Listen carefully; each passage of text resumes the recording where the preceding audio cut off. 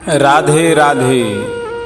पूजा पाठ में इस्तेमाल होने वाली चीज़ों को आप जमीन पर नहीं रखें, क्योंकि इसके कई कारण हैं जो हमें हानि देते हैं।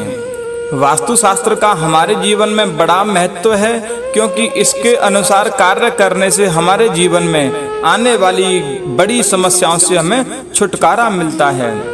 वास्तुशास्त्र के सिद्धांत व्यक्ति के जीवन की परेशानियों को दूर करके सकारात्मक ऊर्जा का संचार करते हैं। इसके अलावा दैनिक जीवन में इस्तेमाल होने वाली चीज़ों को किस तरह से रखना चाहिए, इससे जुड़ी कौन सी गलती नहीं करनी चाहिए और पूजा पाठ के दौरान किन बातों का ध्यान रखना चाहिए, इस बारे में भी वास्तुशास्त्र बताता है।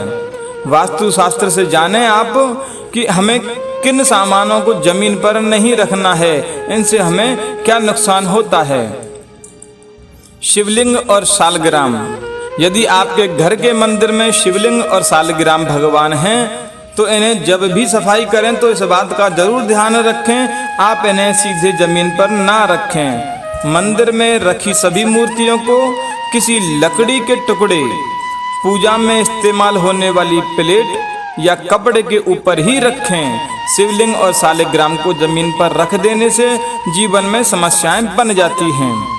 फूल माला, शंख और तुलसी। पूजा पाठ के समय अक्सर हम गलती से फूल माला, शंख, दीपक, तुलसी के पत्ते, कपूर जैसी चीज़ों को जमीन पर ही रख देते हैं, जो सही मानी नहीं गई है।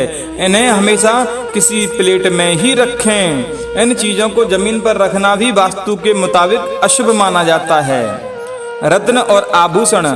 इसी तरह से शरीर में ग्रहण किए जाने वाली चीज़ों जैसे सोना, चांदी, हीरा, मोती, पन्ना, बहुमूल्य धातुओं और रत्नों को भी जमीन पर नहीं रखना चाहिए, क्योंकि इसका सीधा संबंध किसी न किसी ग्रह से होता है। ऐसा करना इनका अपमान माना जाता है।